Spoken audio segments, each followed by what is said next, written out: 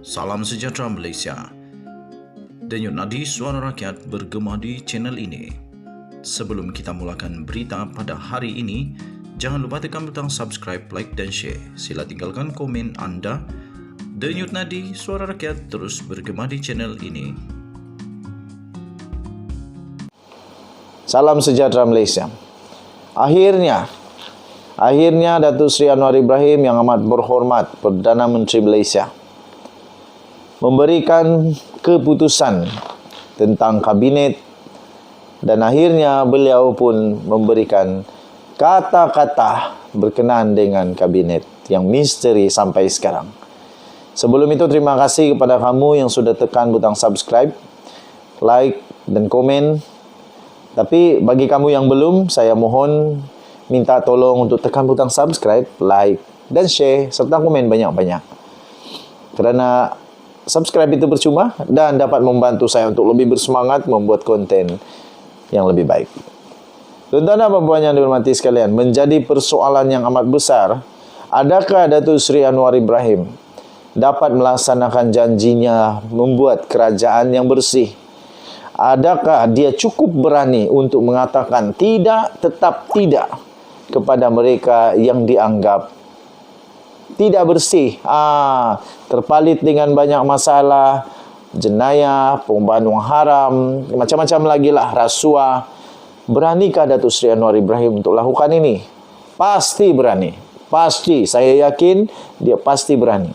Sehingga Anwar dalam satu laporan terbaru, dokumen terbaru yang baru kita terima, Anwar pertimbang pandangan semua pihak isu pelantikan anggota kabinet. Beliau akan membuat pertimbangan dalam semua hal secara holistik. Perdana Menteri Datuk Seri Anwar Ibrahim berkata, dia akan mengambil kira pandangan semua pihak mengenai pelantikan anggota kabinet. Katanya perkara itu masih dibincangkan. Bagus, bincang dengan betul, jangan terburu-buru. Pandangan semua kita ambil kira, kata Datuk Seri Anwar. Tapi seperti mana kita tahu dari segi undang-undang, hanya setelah ada hukuman yang lain itu akan diberi pertimbangan. Katanya kepada pemberita selepas mesyuarat Majlis Presiden Pakatan Harapan petang ini. Anwar diminta untuk mengulas gesaan pelbagai pihak agar tidak melantik ahli parlimen yang mempunyai pertuduhan rasuah dalam kabinet. Saya setuju. Datuk Seri Anwar Ibrahim, janganlah. Tapi terpulanglah kalau Datuk Seri Anwar Ibrahim mau juga lantik, terpulang, itu hak dia. Yang penting bagi yang sudah ada disabit kesalahan, jangan.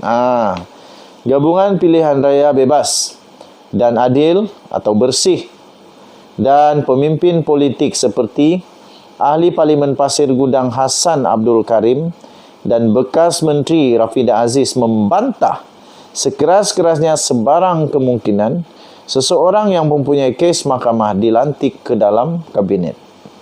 Pada masa yang sama, Bendahari Pemuda UMNO Johari Yazid dalam Parti Bersatu Rakyat Sabah atau PBRS berikrar untuk memberikan sokongan terbuka untuk Presiden UMNO, iaitu Ahmad Zahid Hamidi, dinamakan sebagai Timbalan Perdana Menteri.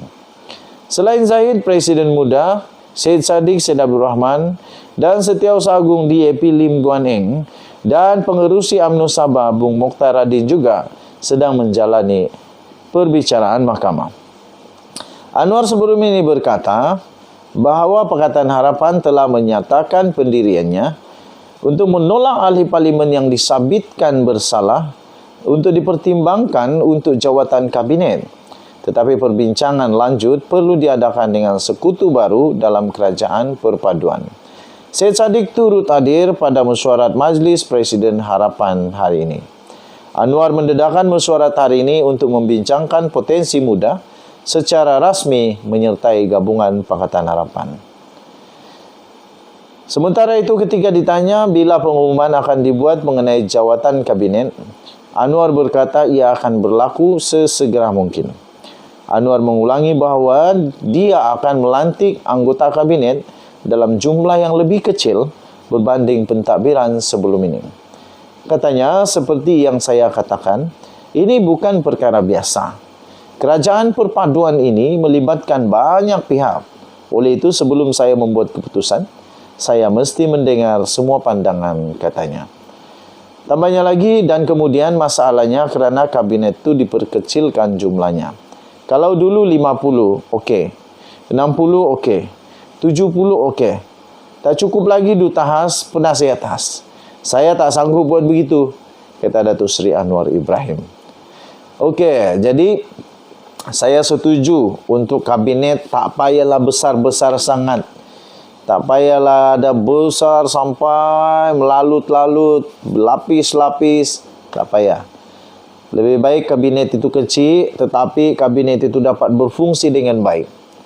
Sebab dengan duit yang banyak dilaburkan untuk menteri-menteri kabinet yang mungkin susah untuk berfungsi dengan baik, lebih baik kecil tetapi semua berfungsi dengan baik.